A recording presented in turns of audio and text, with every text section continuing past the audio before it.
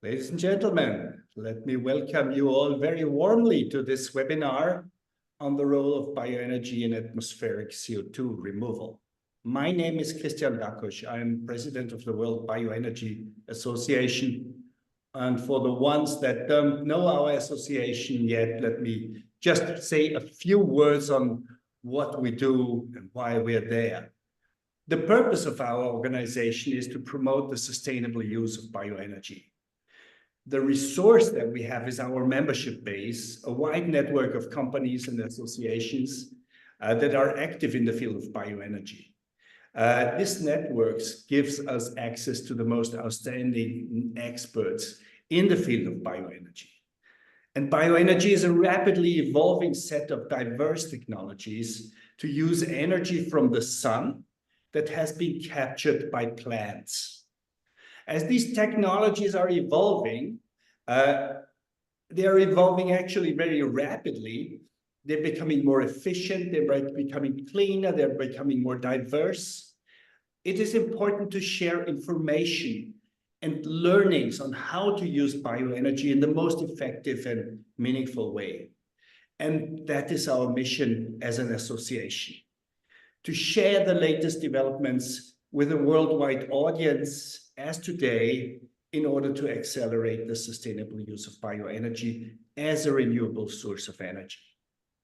Bioenergy can replace large amounts of fossil fuels and contribute in this way to climate change mitigation. But not only that, it can also be used to actually remove CO2 from the atmosphere.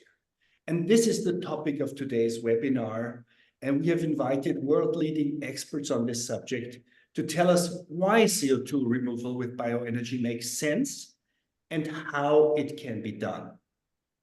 Before we start, let me mention two things. Number one, this webinar, as all our webinars, will be recorded and it will be available online on the website World Bioenergy Association worldbioenergy.org. Also, the presentations will be there for you to download probably after tomorrow. So that leads me to our first speaker, Michael Obersteiner. He is professor at Oxford University and director of the Environmental Change Institute.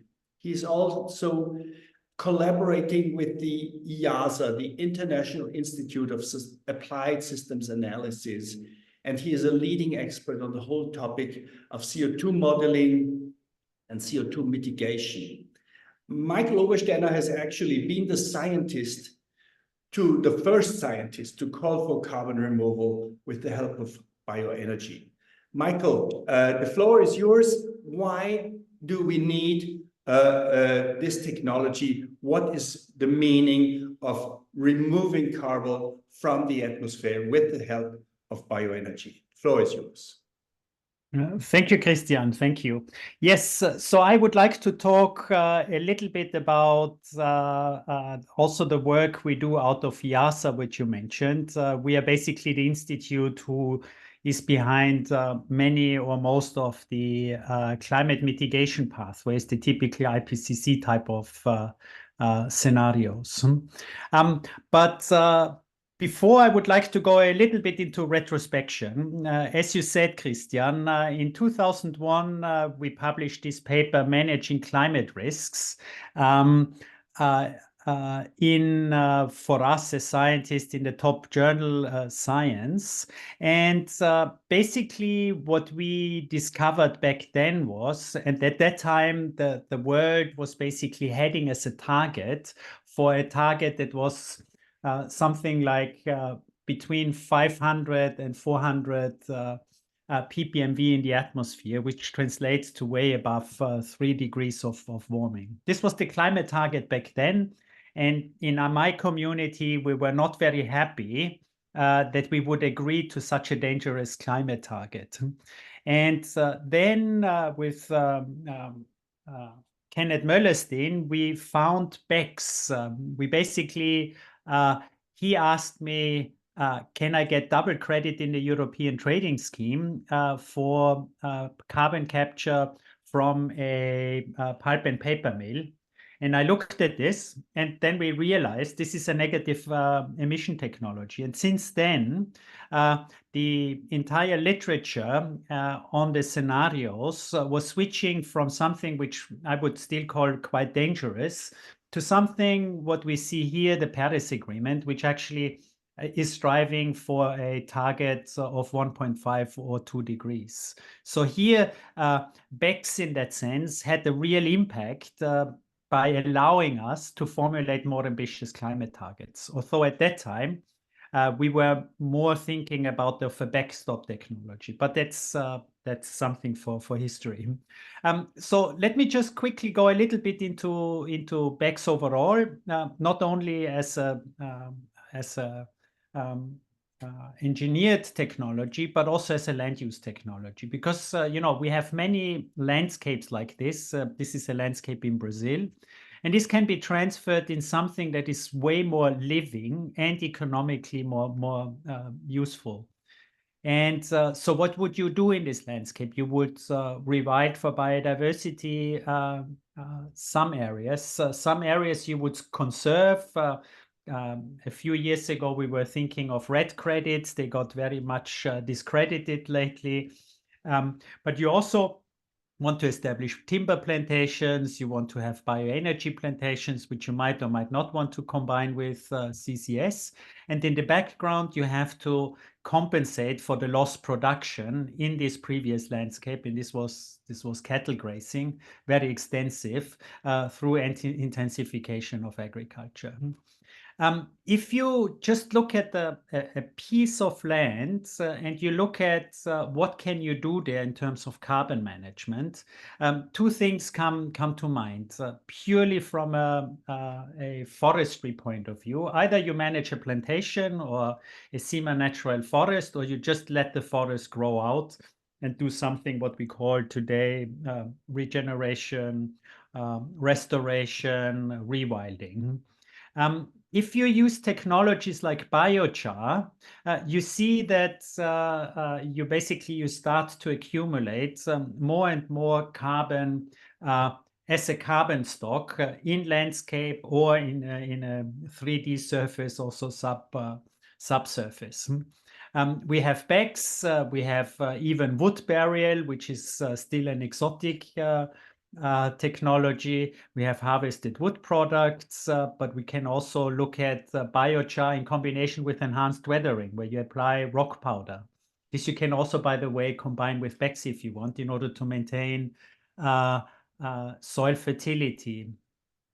So here, what's interesting is when you start to grow, let's say, a plantation or a forest, you don't have to immediately commit to one technology. You actually have a huge variety these days of technologies available to you in order to adapt to the realities, in this case, to a carbon market. If the carbon price goes up a lot, you go for BECCS.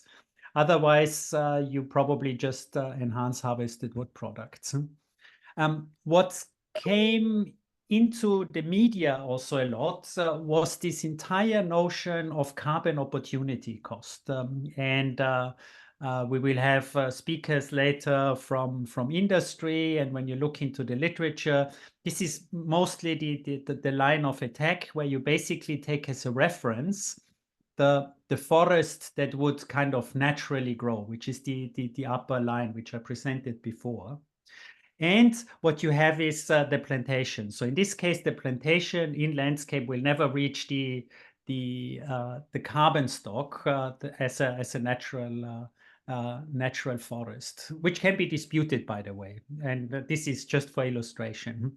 But just to get the terms right, so that the green bar shows, or arrow shows, how much carbon was actually removed from the atmosphere by the combination of the plantation with, in this case, BECCS. If you would let the forest grow, what you have is you have an opportunity cost of letting the forest grow, which is the smaller arrow to the left. However, as you go and do BECCS over time, the two lines intersect, And in the long run, BECCS always outperforms the natural forest. And I think that's an important confusion many people have these days, which I see a lot. And what you have is in this period between the first harvest and when BECCS starts to outperform the natural forest, that's kind of the payback period or the opportunity cost period for the forest. So all of these kind of emotional conversations we have these days can actually be fully quantified, and we know what's superior in the long run. Now let me go a little bit into the scenarios. So what we have here is, here you see the greenhouse gas mitigation potentials of agriculture, which is the red shaded area, of land use change, and then of bioenergy with carbon capture and sequestration. And what you see is that over time, what we can expect from land in terms of mitigation is completely dominated by BECCS, exactly for the reason which we have seen before, where at a certain point in time, before you start to do the very simple and cheap things, you start to grow the forests.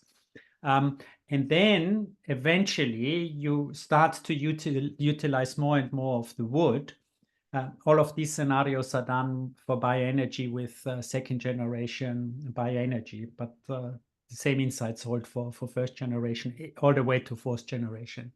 And then you see that BECCS really becomes the most important climate mitigation tool.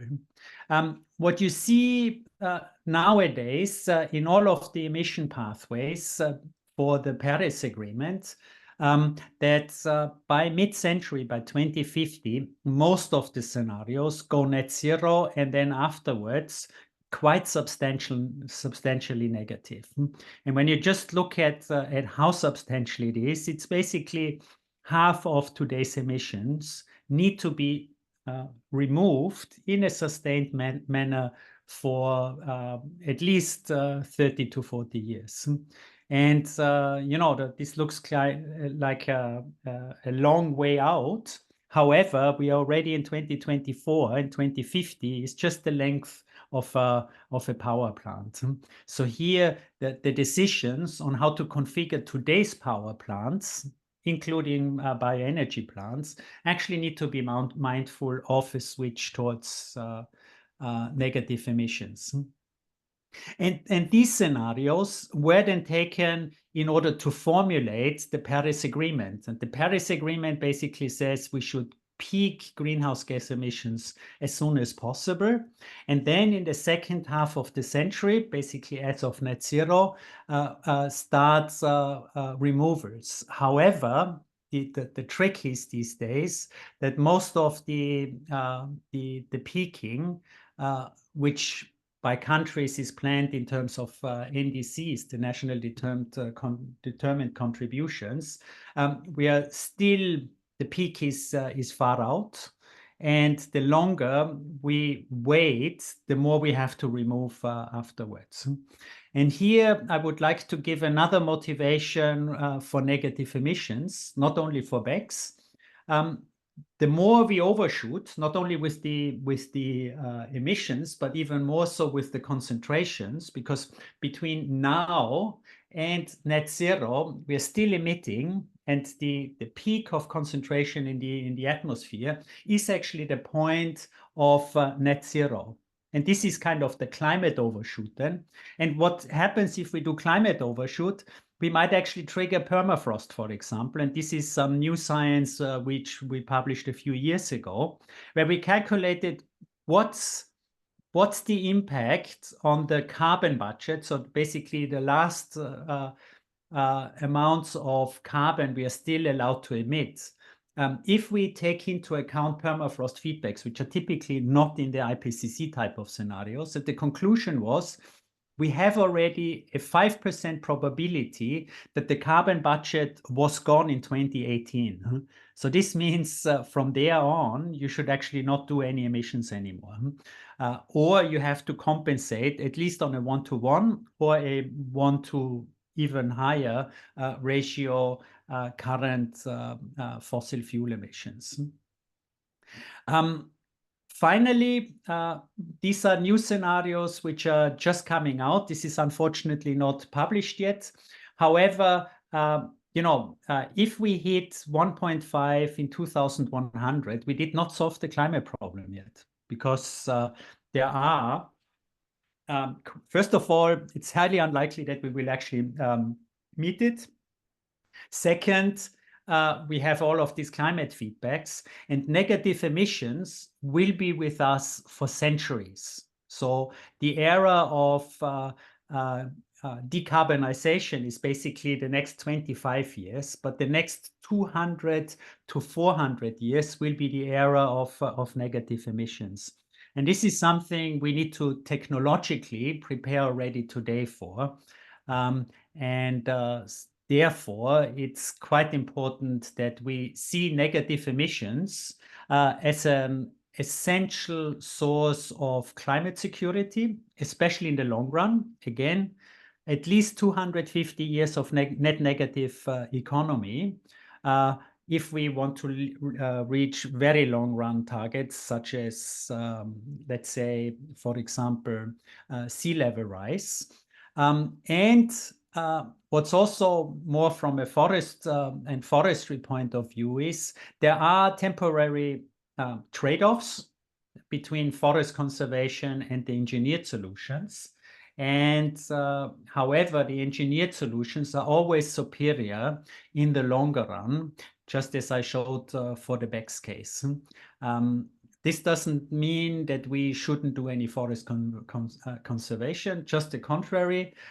However, we need to do proper spatial planning where we actually distribute our activities best. Finally, I would just say one of the things that's bioenergy overall, but even more nature-based solutions I under quotes accused of, is the non-temporary nature of the credits. And I think we have to go back to temporary emission credits in order to address this problem, because also fossil fuels, since we can remove fossil fuels on a net basis, are equally non-temporary as carbon in landscapes. I will stop there and thank you for your attention. Thank you very much. Thank you very much, Michael. There was a question that was relating to your first slide on the comparing the managed forest with the unmanaged forest. And the remark was, this graph does not account for natural disturbances like forest fires. Mm-hmm. This elaborated more deeply by Jamie Stevens later on. Could you comment on that? I mean, this letting the forest grow is not an indefinite curve. It's also a temporary curve, isn't it? Yeah. No, it's a temporary curve. However, if you even this out in landscapes, then this is the statistically expected value of an average forest.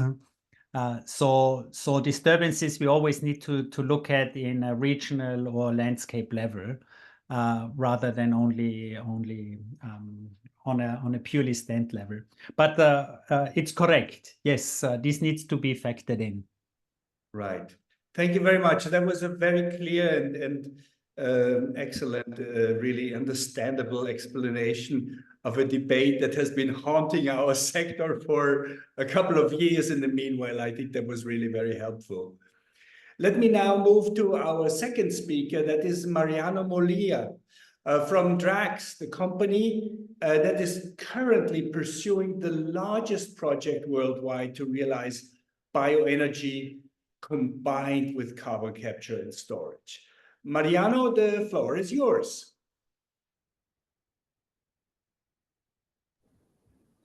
Thanks, Christian. Hopefully everyone can see my screen, but shout if you can't.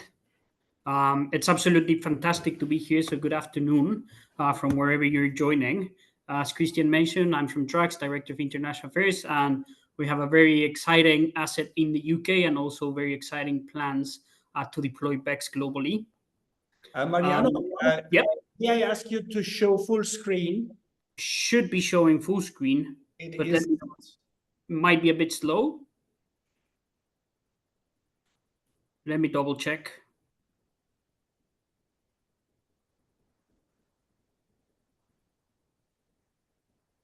Is it working now?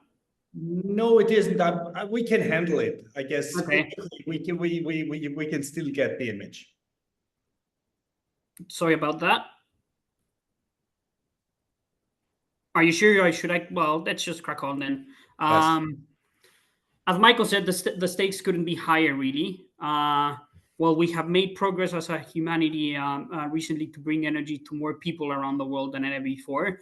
We should still remind ourselves that there's still around 700 million people living without access to electricity. We also know that to meet energy demands of the future and keep the hopes of avoiding the worst effects of climate change alive, we will need to triple our renewable energy capacity and scale up deployment of carbon removal technologies like BECCS. This is really no small task, as Michael said. There's growing consensus that globally we will require at least 11,000 gigawatts of additional renewable energy capacity and at least 860 million tons of additional carbon removals compared to current national targets. Just to put you an example to set the context, this is a very interesting case study contained in the US Fifth National Climate Change Assessment. And let's be honest about it, the US will not be the most affected nation with climate change, but it shows really rapid and unprecedented changes across the country. Climate conditions and the impacts people are experiencing today have never been seen in 1,000 years. On average, the US experiences $1 billion weather or climate disaster every 3 weeks. An extreme event costs the US close to $150 billion each year. Imagine what we could do with that level of investment in clean energy technologies like BECCS. And as we know, climate change worsens long-standing inequalities between communities, accelerating persistent disparities in the resource need to prepare and respond to future events. But luckily, science also tells us that there's a path forward, but we need to act now. Reaching net zero by 2050 will involve a mix of reduction in greenhouse gas emissions and significant increases in carbon dioxide removal. Amongst other things, we need to decarbonize the electricity sector, transition to transporting and heating systems that use zero carbon electricity like biomass, and deploy carbon removal technologies on a large scale. Just to put you into perspective, the US will need between 0.8 and 2.9 gigatons of CDRs to reach net zero by 2050 each year. At Drax, we believe BECCS plays a unique role delivering these objectives.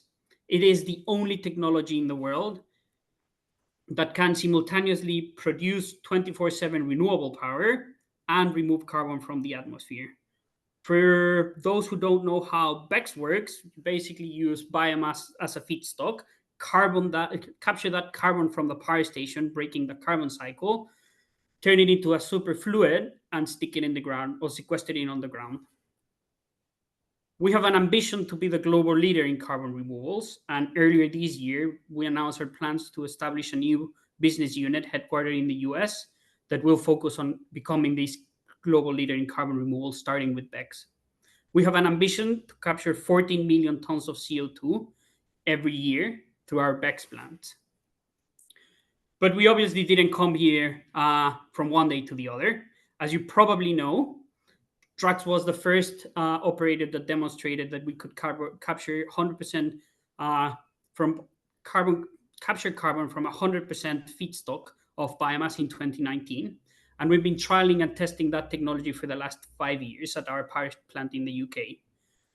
Our plant in the UK was Europe's largest coal-fired power station back in 1970. And throughout the last decade, we transformed it to run in 100% sustainable biomass. It is a 4-unit power station producing enough power for around 11 million homes in the UK, 2.66 gigawatts. We're well advanced in our process with the UK government, and permits are on their way. We believe it will be up and running by 2030, capturing around 8 million tons of carbon removals per year. But we firmly believe that the opportunities to deploy BECCS are global. There is increased momentum globally on the urgency to reach net zero and a greater appreciation from global leaders and policymakers on the critical role of BECCS and carbon removals. Governments around the world, in the US, in Canada, in Europe, Denmark, are increasingly adopting policies that are supportive of BECCS. Over 40 countries, including the G7, have already committed to phase out coal, and more than 90% of countries are now committed to net zero. Biomass is a critical tool to phase out coal.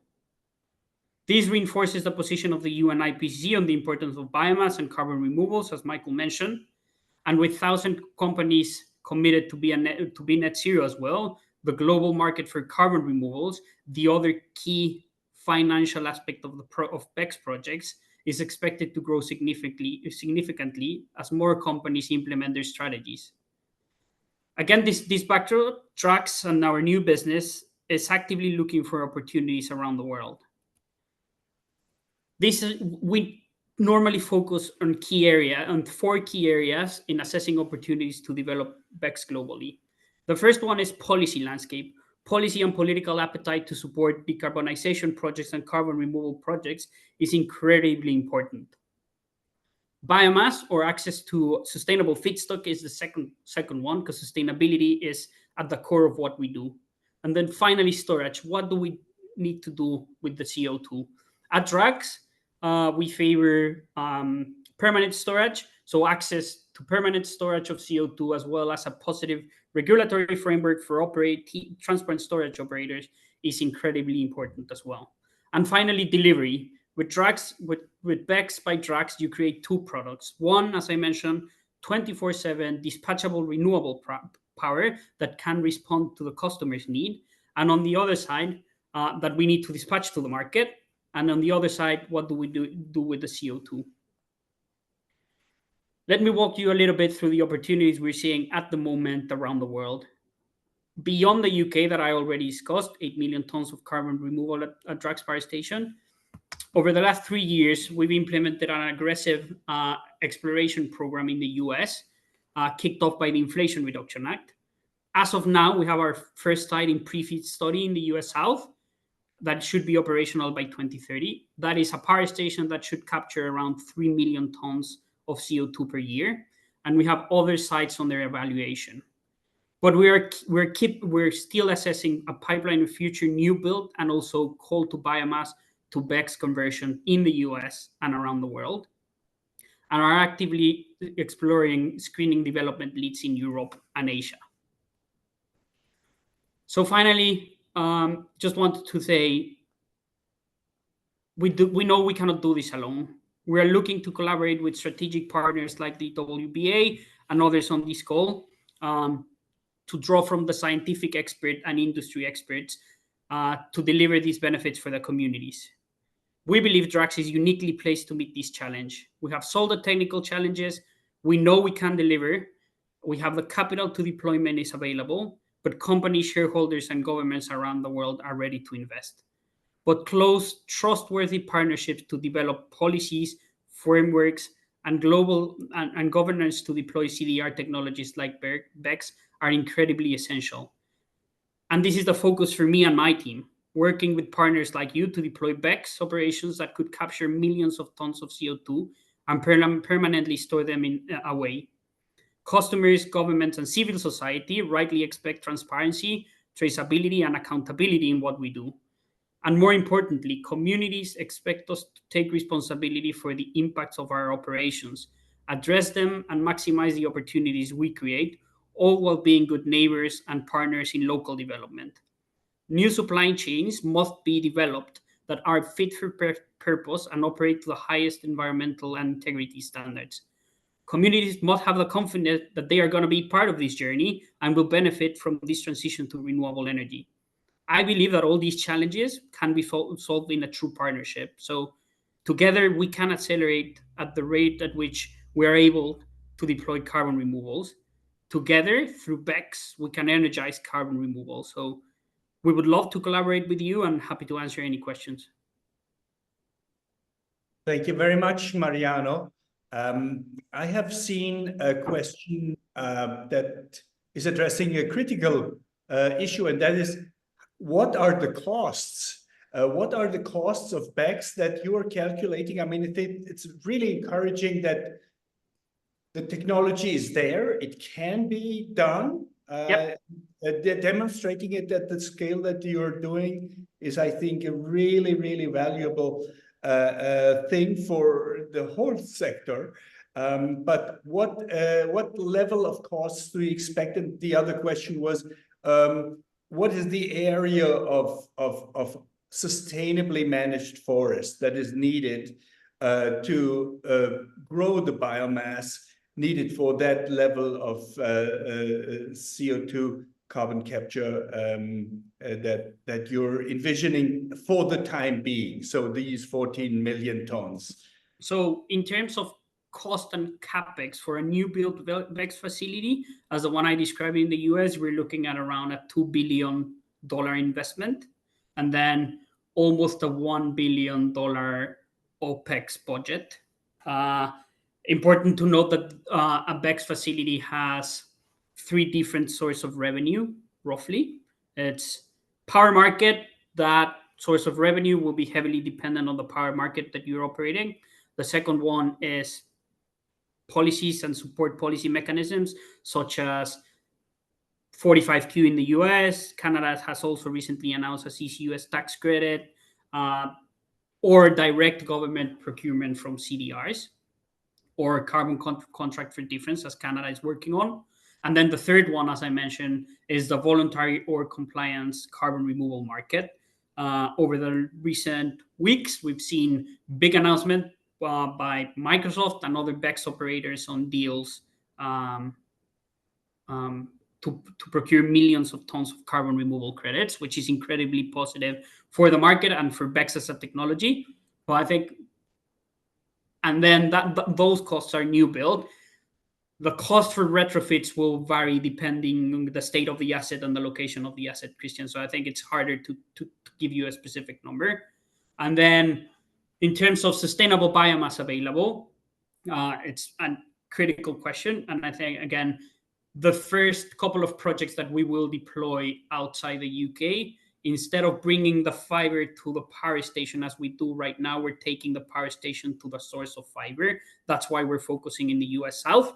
We know there's enough sustainably forest fiber and forestry management practices in the US South to sustain at least 3 BECCS projects. That doesn't mean we will deploy 3 projects there, but it's enough. And you can see it in the 1 billion ton study produced by the USDA and the DOE recently. Right. Thanks for mentioning that. Very good, Mariano. Thank you for this. And we head now for our next speaker, Doug Berwin. Doug Berwin is the Vice President of Corporate Affairs from POET. And POET is, in fact, the largest producer of bioethanol worldwide. Doug will tell us about how many plants they are operating, how much ethanol they are producing as a sustainable fuel. And the interesting thing is, ethanol production offers a unique way of capturing and storing or utilizing CO2. And that is what Doug is going to report to us on. Doug, the floor is yours. Thank you, Christian. Can you hear me all right? Absolutely. Great. And I assume you can see my screen okay? It's perfect. Great. Well, thank you for having me, Christian, and welcome everybody. Good morning from Sioux Falls, South Dakota. For those of you that are not aware of who POET is the largest biofuel producer in the world. We have 34 biorefineries in 8 states. We produce about 3 billion gallons of ethanol on an annual basis. We buy about 1 billion bushels of corn, which is about 7% of the US corn crop annually. With that, we produce 14 billion pounds of distillers grains, 975 million pounds of corn oil, which is used for renewable diesel mainly at this point. And today we are capturing about 8.6 million metric tons of biogenic CO2. And with that carbon capture, we provide about 5% of the US food grade CO2 market. So whether it's for beverage or for processing, dry ice, those types of things, we're involved in all of that. So we're more than just a biofuel producer, and every day we work on expanding our portfolio to different areas, obviously.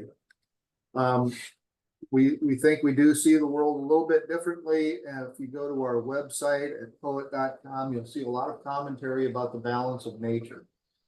We believe we need to get our resources from the surface of the land rather than the center of the earth, because pulling oil and coal out of the ground and putting it in the atmosphere is why we are currently out of balance and out of sync in nature. So if we were going to get our resources from the surface of the land like we did up until about 200 years ago when we discovered oil, agriculture's role in our future is going to play a major role. Agriculture is going to have to provide nutrition for a growing population. It's going to have to provide resources for this energy transition that we're all talking about. And it's going to reduce greenhouse gases and combat climate change, obviously. That's a tall order for agriculture, but it is very, very doable. The first two pieces to this puzzle, nutrition and energy transition, all go into the potential of what agriculture has to offer around the world. And that is a separate presentation. But I can tell you that the potential of agriculture around the world is virtually untapped. We need to manage the land we have today better. We don't need more land for agriculture. Anyway, I will leave it at that. I'd be happy to discuss that with anybody at a later date as well. This is a look at our production process in very simplified form. We are trying to get to what we're calling a circular energy and economy system, where we're in balance with nature, taking corn and biomass plant material, creating energy and biofertilizers and bioproducts, and all those different things. But today's discussion, we're more focused on taking CO2 from capturing CO2 at our bioprocessing facility and sequestering that underground. Like I said before, we are already capturing a significant amount of CO2 and using it for food grade uses. So we know that we can capture the CO2 very easily off the fermenter. We can condense it, put it in a pipeline, and run it into sequestering areas around the country. This is a look at the Summit Carbon Solution Pipeline. POET has 17 plants that will be on this pipeline. It covers Iowa, Minnesota, Nebraska, South Dakota, and North Dakota. What's important about this pipeline is if you look at a geologic formation of the United States, Iowa, South Dakota, the area where we're capturing all this CO2, it's some of the only area in the country where you don't have geologic formation straight underneath. In Iowa, there's nowhere to sequester carbon. That's why you have to take it all the way up to North Dakota, where they have a tremendous geologic formation that allows for billions and billions of tons of CO2 to be stored underground permanently. Whereas in the Eastern Corn Belt, plants over there can go more straight down with very short pipelines. So I'm showing the Summit Carbon Solution Pipeline as one of the solutions, not the only solution, but it is the largest pipeline proposed. It's about an $8 billion project, which we think is going to be very, very beneficial to the bioethanol industry, and more importantly, the entire agricultural industry in general. We know we need to reduce our carbon intensity, and this pipeline will reduce our carbon intensity at our bioprocessing facilities by more than 50%. I think it's important to note that already bioethanol has done a great job in improving many things, air quality.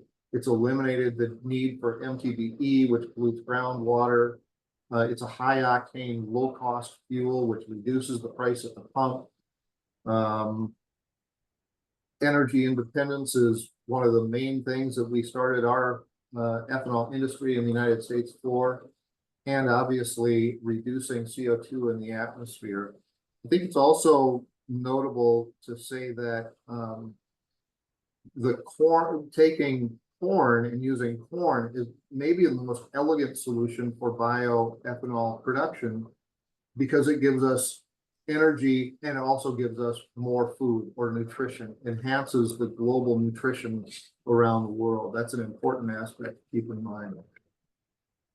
Another very important aspect of bioethanol today is what it's done for U.S. agriculture and global agriculture. This is just a look at, I don't know if you can see my pointer, but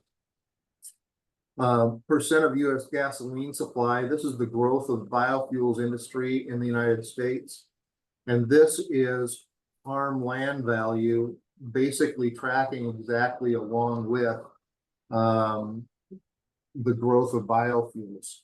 In the 80s, agriculture was dying in the United States, and biofuel production soaked up surplus grain, brought a margin to agriculture, and has improved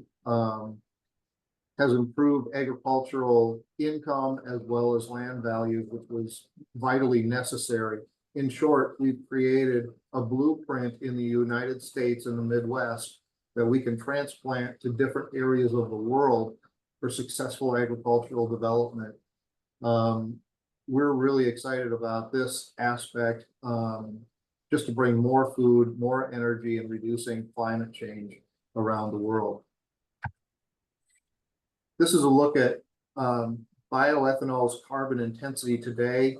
Today, we're about 50% better in greenhouse gas emissions than gasoline.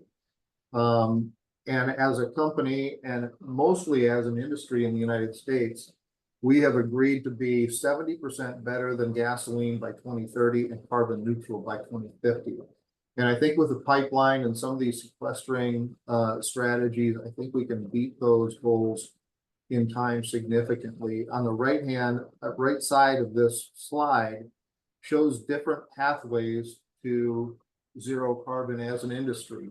We can use wind and solar to power the facilities. We can use less drying of the distiller's grain, go to more local markets with wet product. We can decrease the use of fertilizer.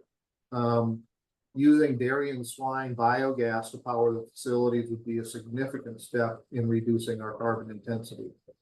And then the last two, CO2 sequestration, which we're talking about today, and improving corn farm soil organic carbon are two major things. But you can see our carbon intensity score today is around 50, and sequestration can reduce that by 30 points, getting us to a very low carbon solution. This is just a look at the carbon in the atmosphere. The black line shows the average per year, and then the red line represents what happens with carbon every year as the world breathes in and out carbon or CO2 every year. Now, when we take coal and oil from the earth and put that into the atmosphere, that is only breathing out. That is only exhaling the CO2 in the world, whereas plant material breathes in CO2. The corn plant takes in CO2, and then when it's processed through a biorefinery or a cow or whatever, that CO2 emission is released. That's the balance of nature. That's how we think it's supposed to be. Now that we've got out of balance, we can take that corn plant, which has sequestered CO2, capture that CO2 and store it underground indefinitely, which is not just reducing emissions, it's decarbonizing the atmosphere. And that is significant because the Midwest in the spring and summer is the greatest carbon sink on the planet, larger than the Brazil rainforest or anything. When all the corn, the soybeans, the wheat, the grasses are coming out of hibernation in the winter and growing in the summer, that is a tremendous carbon sink. And if we can capture a good portion of that from plants and sequester it, we're going to make a significant difference in the atmosphere. This isn't changing anybody's lifestyle, not demanding things of people that are unrealistic. It is a very elegant solution using infrastructure from biorefineries that are already there to capture this CO2 in an economically viable manner. Just another look from NASA at CO2 and sequestration from the United States in the spring, summer versus the Amazon rainforest. So anyway, I guess the point to all of this is that I agree with the previous two speakers that land management is very important, and biomass, using biomass to sequester carbon is a very economical, realistic way to reduce carbon in our atmosphere. And we're going to do everything in our power to make that a reality.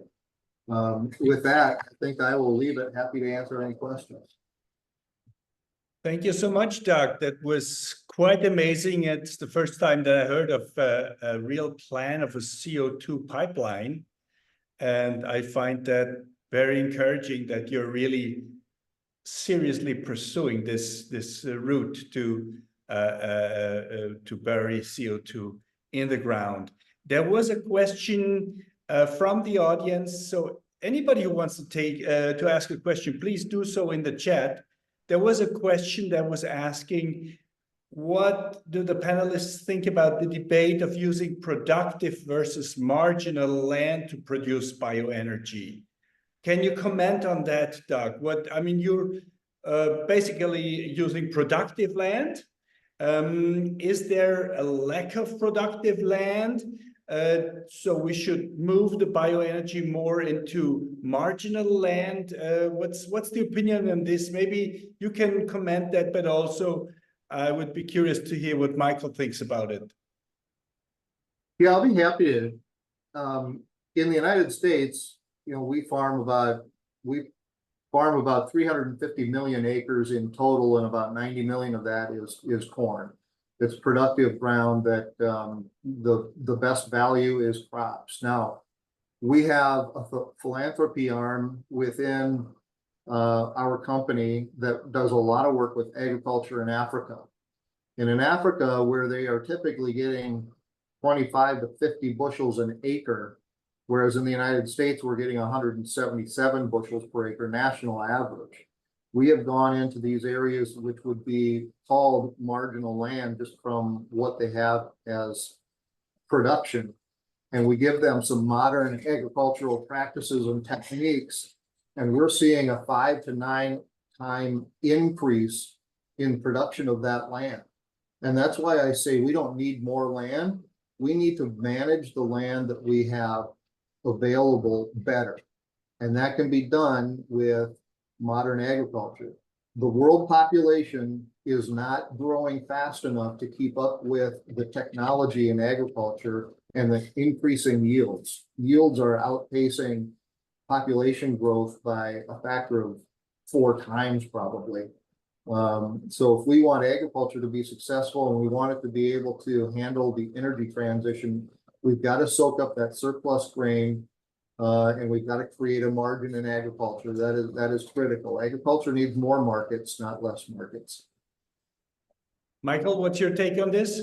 Yeah, I think it's very similar. It's well, first of all, I think there is no general rule of wisdom whether you should do it on marginal or on highly productive land. It's always context specific. One issue which I think is very important, especially looking forward, is everything that has to do, with the bioeconomy. So when you look at BECCS facilities, you can turn the sugar into ethanol, into sugar, but you can also feed the sugar to microbes, for example, to produce proteins, and feed those proteins either to humans or to animals. And this creates then massive amounts of land sparing, where, as Doug said, it's we are not really running out of land. We just need to bring modern technology. That's not always the highest yielding necessarily, because we have biodiversity, water, other issues. You need to look at it holistic. But in many cases, the technologies we discussed and the ones that are emerging, in particular from everything that has to do with the broad term, the circular bioeconomy, is something that will really revolutionize all of our insights, and we need to prepare ourselves for such a future. Because then we will get way more out of lands in a much more holistic sense than we can anticipate now.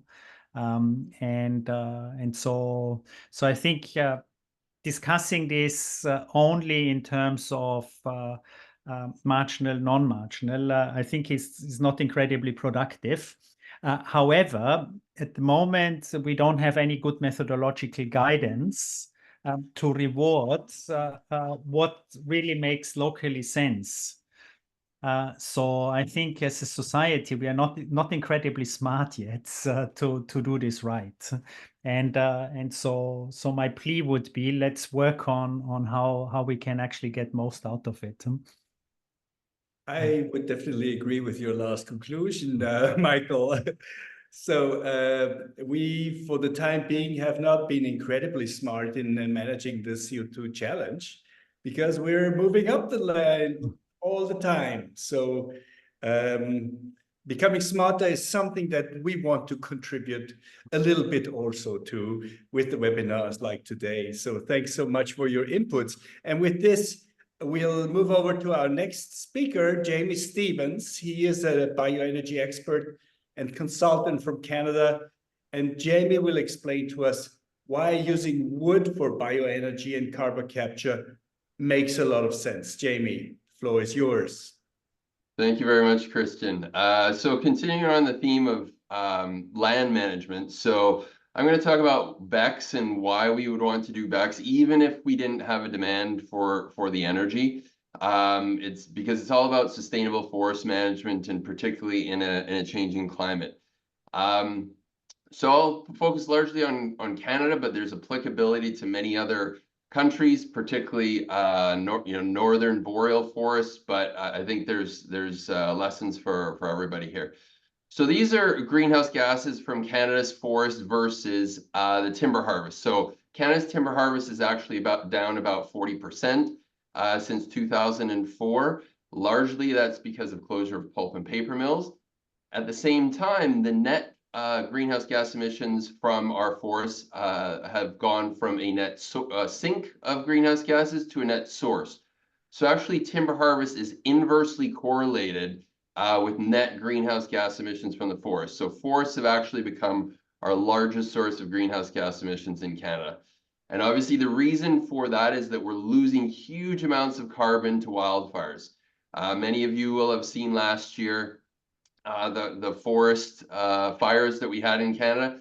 And a boreal forest, which is most of our forests in Canada, are on a natural fire cycle. Those cycles are being shortened, and they're also being intensified because of our desire to reduce wildfires in the past, which has led to fuel overloading, etc. Remember that forests keep on growing, and eventually, trees don't last forever, and they will burn and die. So if we put those emissions in the scale of compared to our anthropogenic emissions in Canada, so those are in black, and gray as if Canada meets its Paris commitments and then net zero by 2050. And in red there, we see the greenhouse gas emissions on a net basis from our forests. And you can see that dotted line, that's 2023, that's last year. We lost 2.4 billion tons of CO2 from Canada's forests, Over the last 15 years, we've lost about 6 billion tons in total of CO2 from our forests. So, and as I showed, timber harvest has gone down significantly. So that is not the answer. Walking away is not going to solve Canada's carbon forest problem. Just to put it in perspective, we have a lot of discussion about the oil sands in Canada. It is, it is the second largest source of emissions. But the 1 year of wildfires in Canada produced 50% more emissions than the entire history of the oil sands in Canada since 1968. So if we don't address the forest carbon issue in Canada, there's no point in doing anything else on the energy transition basis. So we're here for the World Bioenergy Association. What does it mean? So Canada's wildfires last year emitted more than 138 countries combined. So that kind of puts things in perspective as to what the priorities need to be. If you want to talk about developed countries, Canada's total greenhouse gas emissions, so this includes from forests and from humans, from anthropogenic emissions, were equal to 85% of EU emissions. There's only 40 million people in Canada, okay? So we're a little more than 10% of the US population, but we had 50% of US emissions.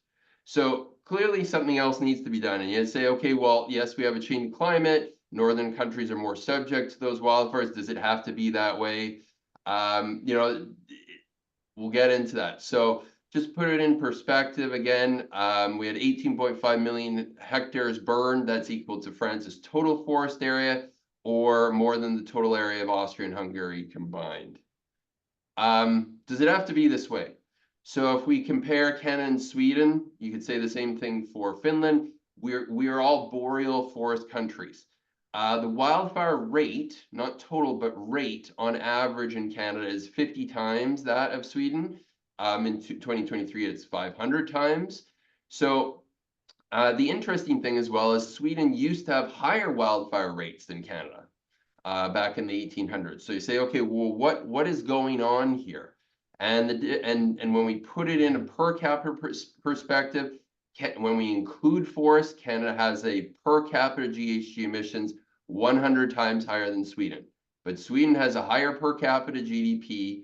And so we kind of say, okay, what is going on? So what actually happens is Sweden is harvesting 7 times the volume per forested hectare of Canada. So the problem is actually not that Canada is harvesting too much, it's harvesting too little. We harvest less than 4% of the annual growth of our forests in Canada. And so if we put that in perspective, if we actually managed our forests in a similar way to Sweden, and this is not something that would happen over time, or this is not something that would happen instantaneously, but the difference, if we used BECCS for the difference in harvest rate, that would be over 1 billion tons of CO2 per year, right? So just to put the scale in perspective, and this is, Canada is a big example, but one country. So what do we need to reduce wildfire emissions? We need to, number one, to do climate smart forestry. We want to maximize the amount of carbon stored in the forest. And yes, it is counterintuitive to harvest more trees to store more carbon, but that is the evidence from the Nordic countries, without a doubt.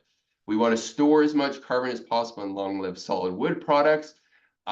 But then we also, and this is what this webinar is about, is store as much carbon as possible in the subsurface. To do that active forest management, we have to reduce fuels in the forest, and that means doing thinnings, etc., more active management, but we need to have a market for it. And so when we look at countries like Canada, you've got 2 options. You've got wildfires and emissions, or you have essentially bioenergy and BECCS, because this is largely low-grade material. So let's store that carbon as much as possible. These products will also reach their end of life, and waste to energy with CCS is also something that we should be pursuing. It's the only way to eliminate emissions, to make waste disposal 0 or negative emissions. But only 30 to 33% of wood products become solid wood products. So we need a market for all the rest of the material. Right? Everybody hear about housing shortages, etc. We want to build as much housing as possible, but the reality is not all solid wood, not all wood can become solid wood products. So historically, that wood, all the residues, etc., a lot of it went to pulp and paper production. But don't know many of you who still pick up a newspaper. So the challenge is that, particularly in northern countries, particularly in North America, the production of pulp and paper has been in significant decline, and it's not likely to reverse anytime soon. There's still a lot of chemical pulp production in the world, but pretty much all the new facilities, apart from a few in Finland, for example, the growth in production has been in Brazil, China, Indonesia, to a certain extent Uruguay.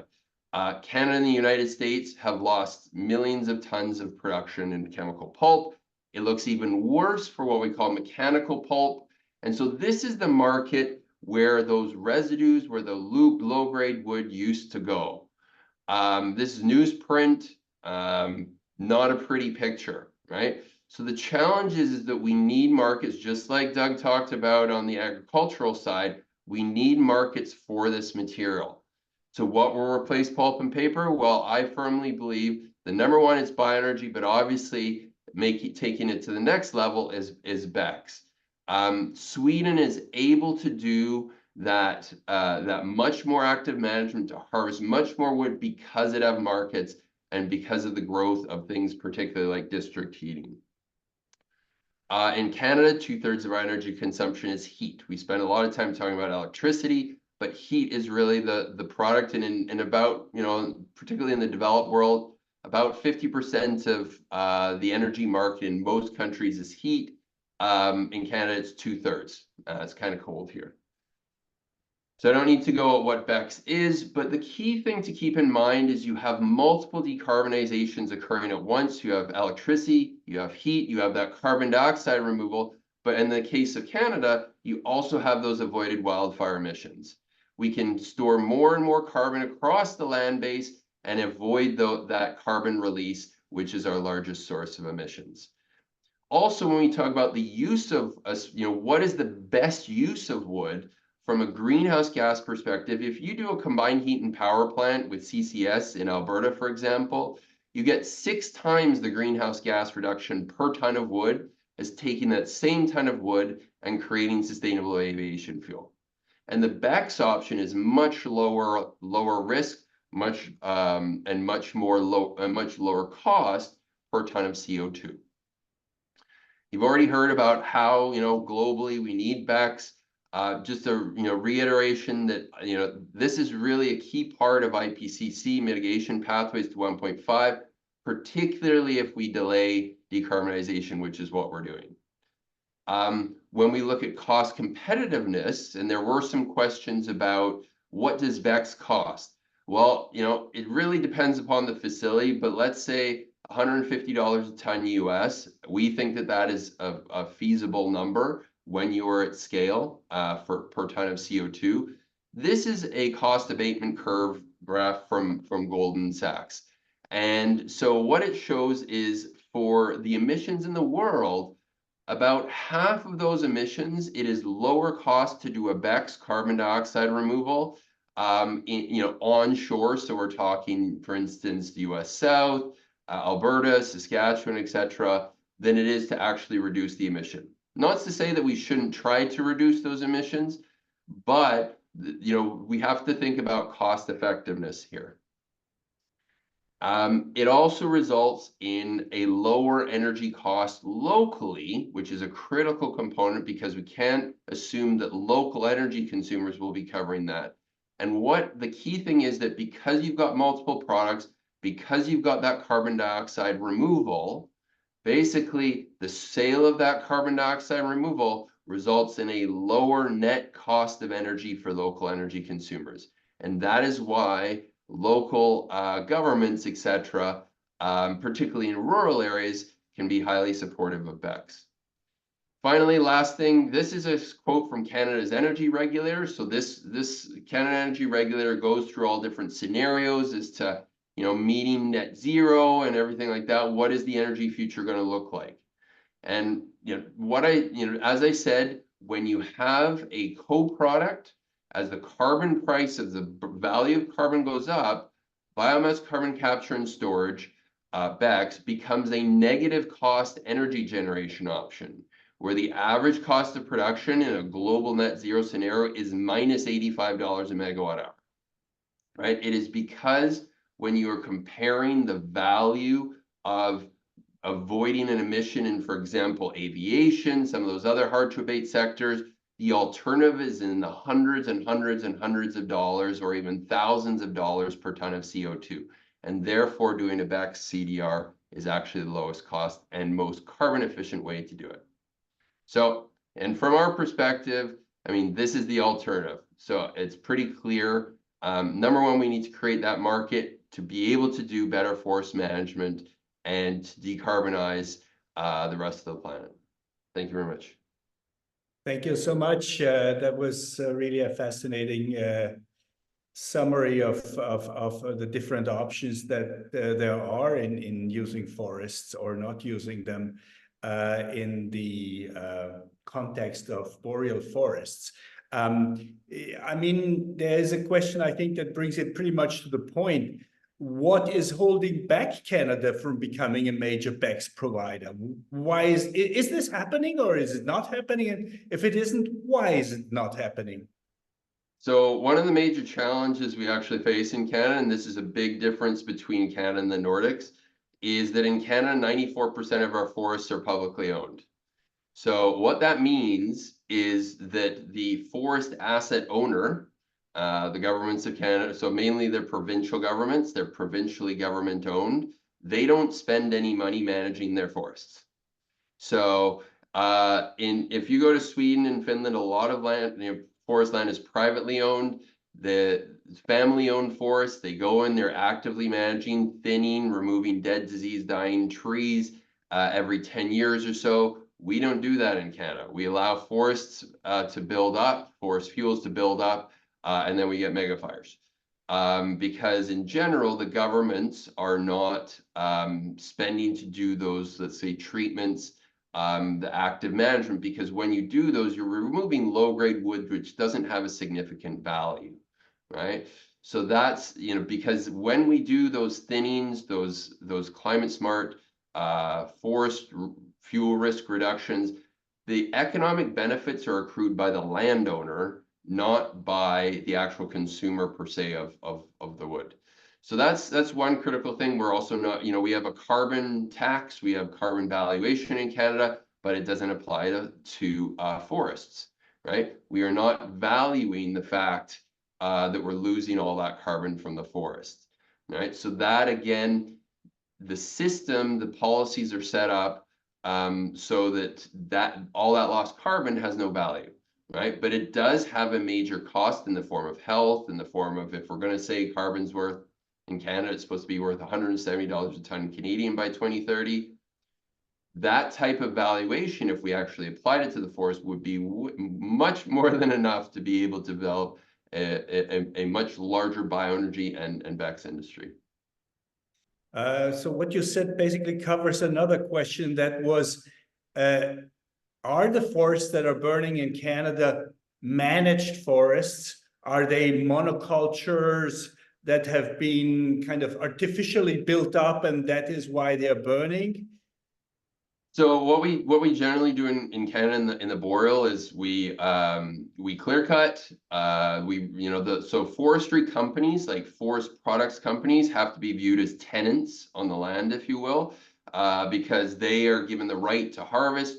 Then they replant. They have to get to the forest to a point of what's called free to grow, which means the replanted forest is not going to be overcome by weeds or bushes, etc., along those lines. But then, because they don't have any long-term security over the land beyond kind of their tenure, and they have no economic incentive to actively manage it, they're essentially walk away after free to grow, right? So it's not like we're going in on a regular basis. Generally, you're on kind of 60 to 120 year cycles.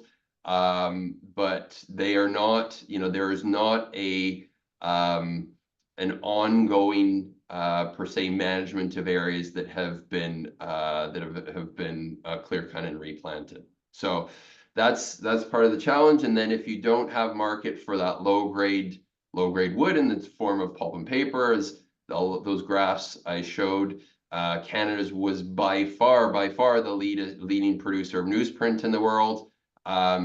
In 2000, we were the largest exporter of newsprint, more than the next 10 countries combined. So that essentially collapse of market has led to significant drop in timber harvest and a lack of markets, and therefore a reduction in overall activity across the land. Right. But I mean, sorry to ask the question, Michael, but doesn't that contradict to what you have shown, that the leaving the forest to grow is kind of superior to harvesting it? How did... Not in a boreal forest subject to wildfires. There's I mean, we have different forest types. So on the west coast of Canada, we have the temperate rainforest, totally different thing. All right, so it's important to, the world has many different ecosystems, and so it's important to put into context when we talk about climate smart forestry and land management, what is your ecosystem? And applying a broad stroke, such as, for instance, the EU is doing with degraded forests, across all forest types is not super helpful.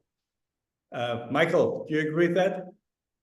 Well, I'm fourth generation forester, so I don't want to give a 101 primer on forest management and natural forests. Again, it completely depends on what kind of forest ecosystem you're looking at. A temperate forest has a very different disturbance and natural cycle regime than a boreal forest. But having said that, it's for a period of time, removing biomass from forests definitely makes them more resilient to all sorts of disturbances. One thing which we are studying very intensely at the moment is really the impact of climate change on ecosystems. And the prediction is that, just letting forests grow is one strategy, but we will have to do a lot of assisted adaptation and even moving ecosystems from one place to the other, because trees don't have feet to run. And so there, no one really thought about what will we do with all the biomass that's involved here. So in my home country, Austria, we have now massive forest dieback because of a major drought and bark beetle attack. Entire mountain valleys are gray these days, and new forest species will have to come in. And either you assist it through, gradual transformation of the forest, or a major calamity hits you. And that's a choice we have as humans. And of course, has major implications on how we manage biomass and thereby carbon emissions. Right. Yeah. Right.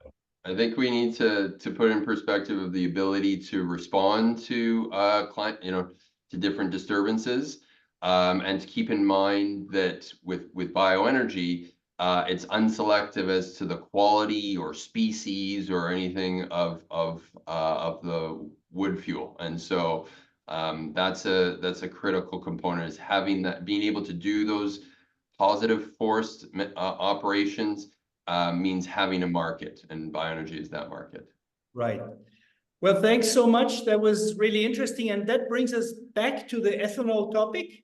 And our last speaker, Sultan Sabo, has recently founded the Climate Ethanol Alliance that is particularly looking at the opportunities of CO2 capture and in the context of ethanol production.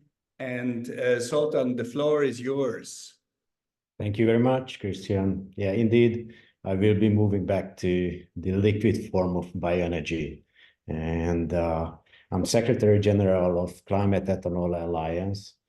And the alliance brings together ethanol producers in the form of biorefineries from the US, Europe, and we have representations also in Asia in the form of service providers and the input suppliers. So the reason we created the Climate Ethanol Alliance is simple. Oil will need to be replaced. So actually, I mean, we can have 2 degrees targets, 1.5 degrees targets, but unless oil is replaced in transport, we just will not make progress. And for that, investments are crucial into renewable energy. And so far, ethanol has contributed the most to decarbonize transport. And I think so that's why we founded established Climate Ethanol Alliance. I think there are a good number of topics we have already covered, and I'm the last speaker, so I mean I'll need to be flexible with my speech, and let me just refocus on what fermentation CCS is and what it has to offer.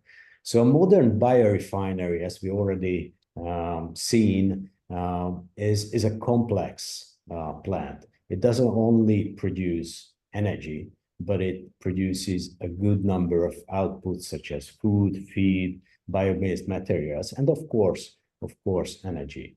And the process is called fermentation. It's a simple process. You have from the crops, you have the sugar, you add yeast, and then you'll end up with biogenic CO2 and energy, and of course the other products, but that's unrelated to today's discussion. And what is important in this aspect is that the biogenic CO2 is pure. So the fermentation results in 99% pure CO2, which is just, you only need to do is just to capture it. There is no cost of capturing. And that is critical because CCS is not a new technology. So I've been in the environmental arena for 2 decades, and CCS has been around for long, but it hasn't really taken off. And why? The technology is proven, but it's not cheap. And so obviously this needs to be solved. And the fermentation industry offers a low-cost solution with CCS comes with 3 elements. One of the elements is the cost of capture. The other one is transportation of the CO2. And the third one is storage. And with the first element, capturing is zero cost. Obviously, this is a pretty cost competitive solution. So what we have seen is that since the US in 2022 introduced tax credits to carbon removal, industry is booming.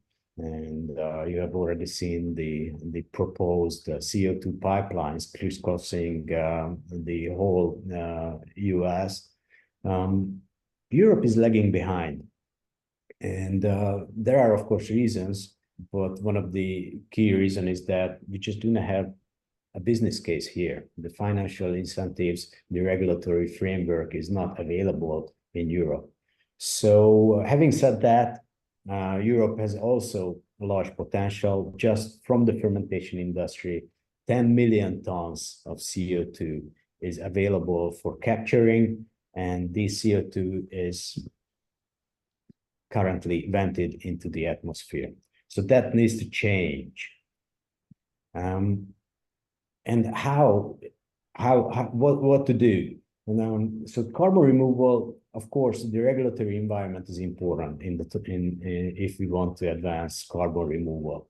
We have seen that science is pretty much clear that without carbon removal, there is little chance of reaching net zero.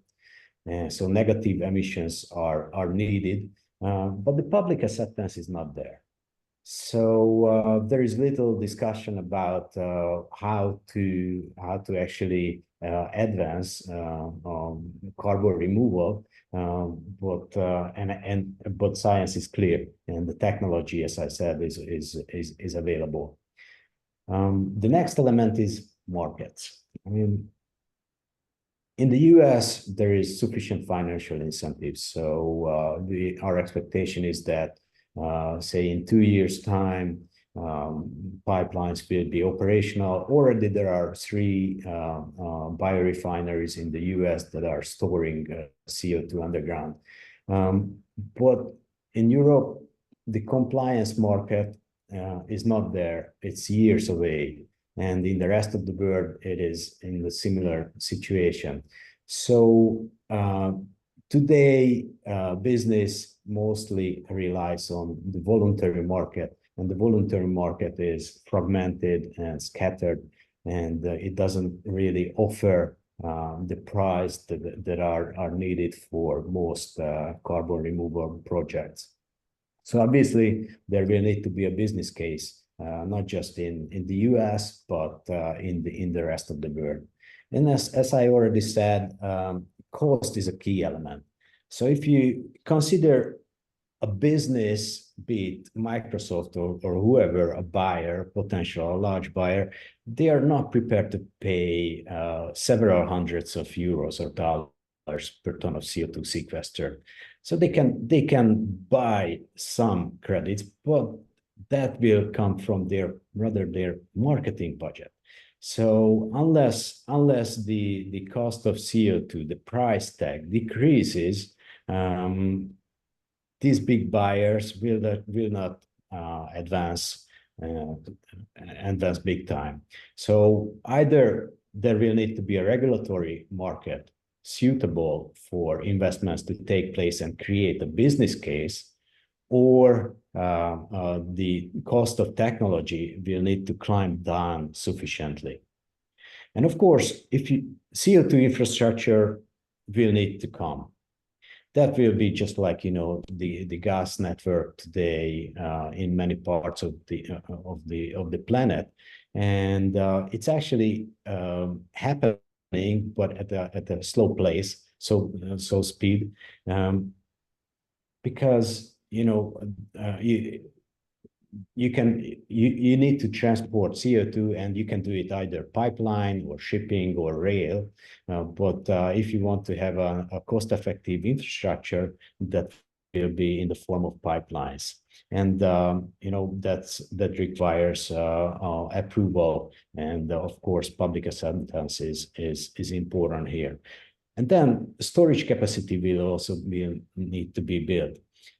And so that will also bring us to the question, how to best advance. And probably, I mean, it has happened in most areas in the economy worldwide, that low-hanging fruits, low-cost solutions will advance. So whatever it comes with the lowest cost will advance first. And that's, I think, the task of the regulatory environment, the regulators, to actually harness their potential. Because once they are investing low-hanging fruit technologies, then you have the first bits of the CO2 pipelines or CO2 infrastructure already in place, and that will be available for other sectors, such as cement or steel. So all the industries that are so-called hard to abate sectors that will need to abate their emission, but without the CO2 infrastructure in place, there is little chance that they can do it at cost. And then let me just highlight some of the elements that one of the founding members of Climate Ethanol Alliance is actually active in. So a lot of discussion is about offshore carbon storage, CO2 storage, but also there are onshore CO2 storage. And you can see that most of the CO2 will be buried in the US onshore, but Europe is mostly looking at offshore storage, such as in the North Sea. And but actually, the geology will need to be mapped, and you can see that you will be able to see that there are a lots of onshore storage capacity. So this project, which is actually a large-scale project, more than 500,000 tons of CO2 a year, will be an onshore CO2 sequestration project in Europe, located in Hungary. All the CO2 comes from the biorefinery, and the biorefinery produces energy and non-energy products. So produces ethanol and biomethane, and also food, feed, fertilizer, fiber, and other bio-based materials. So all this is biogenic CO2 and removed from the atmosphere. And as I said, capture is cost-free. Also, the biorefinery is lucky enough to be sitting on top of a suitable geological formation. So there is no, or basically little cost of transportation of CO2. So that's why the project is anticipating to offer a CO2 price competitive, even with offsetting to the ETS, the European Trading Scheme, whenever that materializes. And of course, it is a high quality carbon removal project because you can exactly measure what, how much CO2 is actually stored underground. And it will be a hub, a CO2 hub. Other emitters are interested in joining the effort. And of course, the whole thing can be replicable, as I said. 10 million tons of CO2 in Europe from the fermentation industry can be stored, and it is available. It's just all you need is a business case and a suitable regulatory environment. So having said all this, I think the case is clear. Industry is moving ahead, and whatever is lowest cost producer or supplier in this case will have a competitive edge. The regulatory environment globally is not really there. In some places it is already there, especially in the US, but I think, for instance, in Europe and in Asia, in many parts of Asia, decision makers will need to have serious discussions how to advance this low-hanging fruit solution. Thank you very much. Wonderful, Sultan. Thank you so much. And thank you very much to our audience. We're coming to an end of this webinar. I think it gave a wonderful overview of the different options and also the reasoning behind carbon capture and storage based on bioenergy use. Thank you all very much. Hope to see you in one of our next webinars, and have a nice rest of the day. Goodbye.